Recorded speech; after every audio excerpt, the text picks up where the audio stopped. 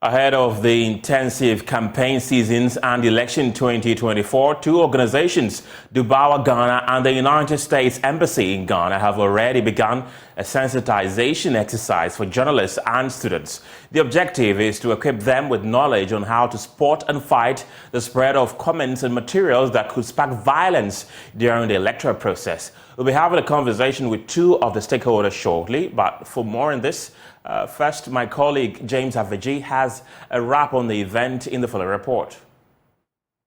As Ghana gears up for the 2024 elections, one major concern of political stakeholders is the need to create an informed electorate to ensure a violence-free election. Knowing the role of the media and citizens in ensuring this, media fact-checking group Gadugah Ghana and the U.S. Embassy in Ghana have begun public engagement with journalists and students on combating information disorder. Press attaché to the U.S. Embassy in Ghana, Kevin Brosnahan, first explains the essence of the program. On how to detect and combat mis and disinformation, especially related to the elections. And of course, Ghana has elections in 2024, so does the United States. The United States, unfortunately, has experience with mis and disinformation in our elections, and we want to share what we've learned because we think now in this era of supercharged social media, every modern democracy needs to be ready and prepared for disinformation during our elections. I think for the general public, for young people, for users of social media, we want you to think, stop, think, reflect, and verify before you share information online. If it's making you angry or emotional in some way, it's likely designed to get you to share it. And that may also be an indication that it might be false. So the time to stop, reflect, and verify before you share information.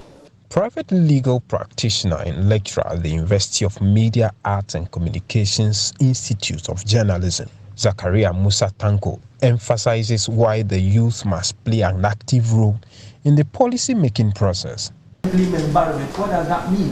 When you start pushing them, then you realize that, yeah, now we have to come back with the figures, with the justification, how we're going to do this. This is the role you have to play in the elections. And of course, you cannot play these roles if you're also going to play along and be churning out information that you haven't verified. Because that information, that disinformation that you are contributing to circulate would make somebody resign, decide that they're not going to participate in these elections, or they're going to vote for somebody for the wrong reasons, or they won't vote for somebody that they are supposed to vote for. So the youth have a crucial role to play, because you have to decide who you think, when you give the opportunity to, would try and come and change the situation that we are in, unless we are happy with the situation we are in. Director of the Information Service Department, Dr. Winifred Nafisa Mahama, says people must stay away from spreading falsehood, especially on social media in this critical time. Election violence, as Tanko says, starts from something very little, and just a small argument on something that one person could have explained and trashed out can just spearhead a whole confusion that can degenerate and affect the whole country. So media literacy, public education campaign on how to avoid, how to detect information, misinformation and disinformation will go a long way. Guest speaker for the program, Sarah Walker, told participants who are largely media students to create a safe space on the internet, especially on social media, to encourage healthy conversations. You have young journalists who are putting out explainers on YouTube, explaining all kinds of complicated topics like the electoral process. These are the kinds of things that you can do, talking the language of the youth to your peers. I think this could be an extremely powerful thing that you can do to get greater engagement on the part of Ghana's youth in the political process. The group is hopeful that the education will have a positive impact on the 2024 general elections. Nathan Gadugah is editor for Gadugah. Sometimes your participation in the election is also very important. How do you participate? If through disinformation you are disenfranchised, that will go a long way to affect even the entire electoral process. And we are giving the people the right information on why it is important for them to participate in the election, the barriers that they are likely to encounter that will stop them from participating. And if they are aware of this, I'm sure they will be able to take the right decisions as far as the election is concerned. The 3-day program, which was organized for news editors in Kumasi and students of the University of Media, Arts and Communications Institute of Journalism, was on the theme, the crucial role of effective communication in the information ecosystem for combating information disorder. James Savaji, Joy News. Well, let's have a conversation on the back of this. And joining me via the telephone lines is the Acting Director of the Information Services Department, Dr. Winifred Nafisa Mahama, who I understand has joined us via Zoom. And Nathan Gadugah is in the studio with me. He's the editor for Dubawa. Nathan, let me start with you. How big of a threat is the spread of misinformation on social media to a peaceful election that we all hope will happen in December? Okay, I think misinformation is a very, very big threat to the election proper. And look, let's look at it this way. People rely on credible information to make good decisions. So you find out that the political parties are coming to you, campaigning, sharing their policies. And what it is that you are supposed to look through the policies they are sharing, and on the basis of those policies, you make the right choice, right? That is the ideal situation. But what we have witnessed, and this is not a Ghana situation, it's across the globe, okay? What we have realized is that there are political actors who are polluting the information environment, right, or the information ecosystem, and it's happening in elections as well. Okay. So these are people who are giving wrong information with the hope of changing people's opinion, and in the final analysis, even influencing the outcome of elections. Now, this is some of the things that we at Dubawa are very, very much cautious of. Now, the longer we see election disinformation happening, what it is that there's going to be mistrust of the institutions that govern elections in Ghana. So, for instance, you have the Electoral Commission.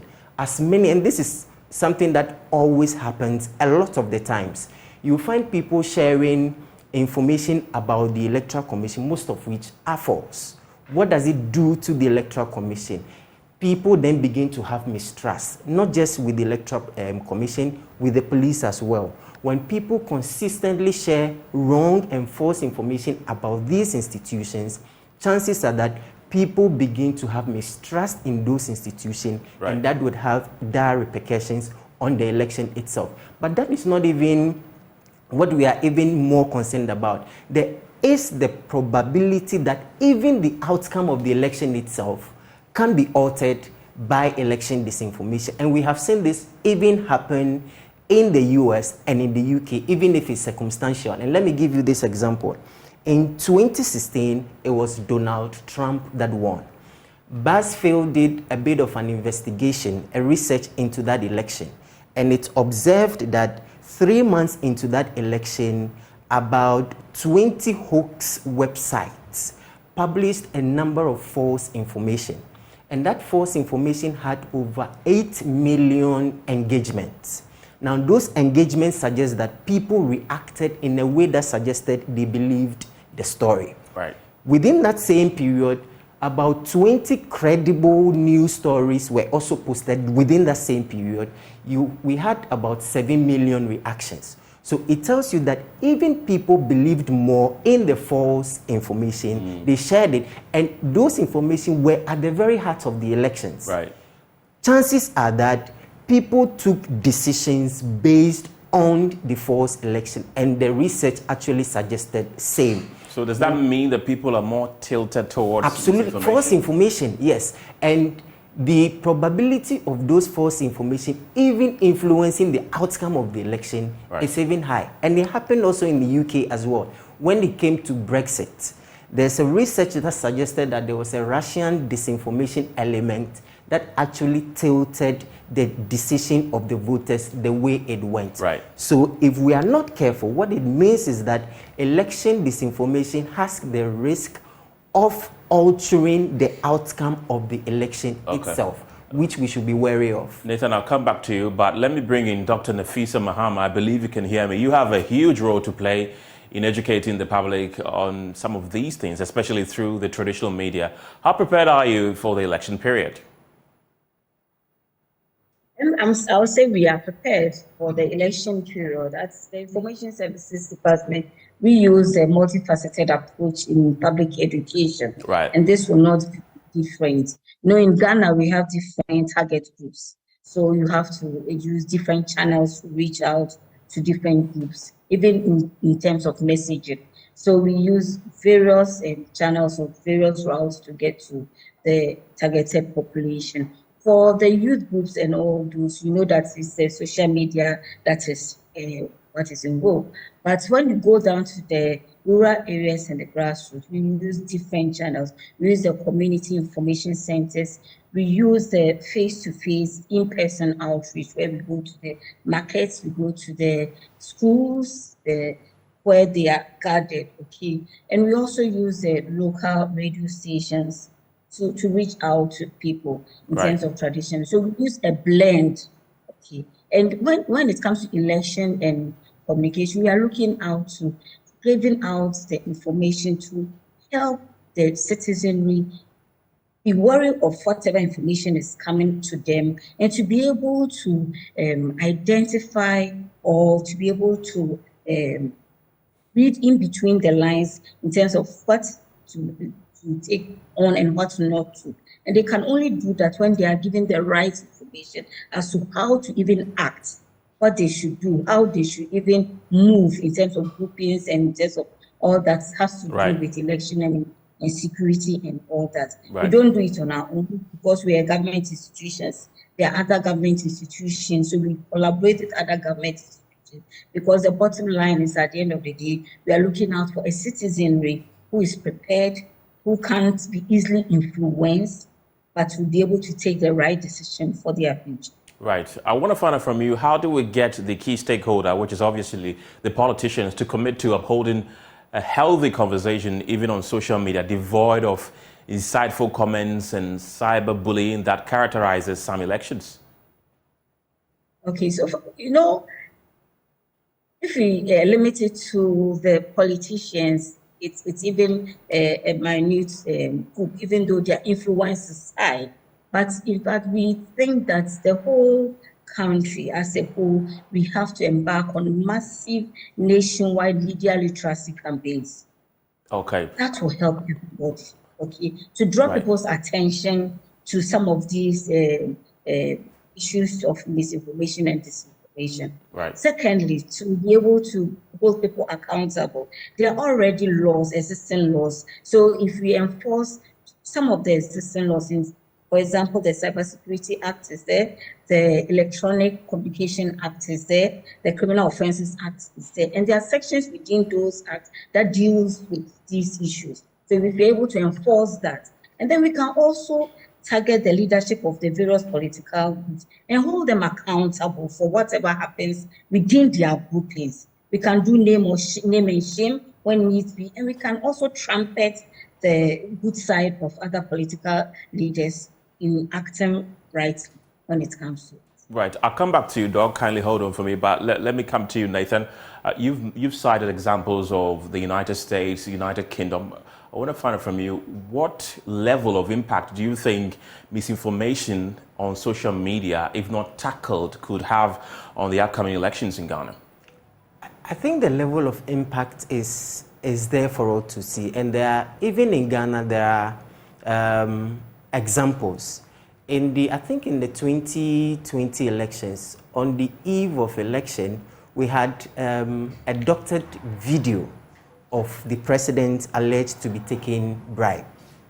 That video actually went viral. It went on some of the legacy media, and people believed it. Now, because we haven't conducted a research to be able to find out the level of impact that video may have caused, we can't tell the scientific level with which that impact may have been felt. But chances are that people believed that video and went out to vote on the basis of that video. Okay, so I think in terms of impact, we should not at all try to minimize that level of impact. Look at it this way. Most of the time, we seem to look at ballot snatching. Right. And we say ballot snatching can affect the outcome of the election. Or maybe false information that suggests that there's no electoral material here. We haven't thought about it, but if consistently we are told that there are macho men here and for which reason you shouldn't go there to vote, chances are that people have been misinformed. Right. And so because of the safety, they will not go there to vote. That is vote that has been taken away. So we have learned that these political actors use several strategies to miscommunicate. And once they miscommunicate and they achieve their aim, it goes to the impact of the election itself. So if we don't tackle it and these people use different strategies to misinform people, right, it would go at the very heart of the outcome of the election itself. Right. And that is not what we all want to see. We all want to see that this country votes for the people or the leaders we actually want to be voted for, and not because people were misinformed into taking a particular decision. Okay, thank you very much. Let me wrap up with Dr. Nafisa. How do we spot fake news on social media concerning elections? It's quite difficult for the average Ghanaian to do that. Yes, you may realize that a lot of Ghanaians also take a lot of information from the media, especially the ones who have wide reach. Okay. So there's a lot of responsibility on media houses and journalists for you to fact check before you bring out information. All right. It is very, very important. And we all must also amplify the fact that before we spread any information, we should verify first. So hashtag verify first. Right, lady and gentlemen, thank you very much for your time this afternoon.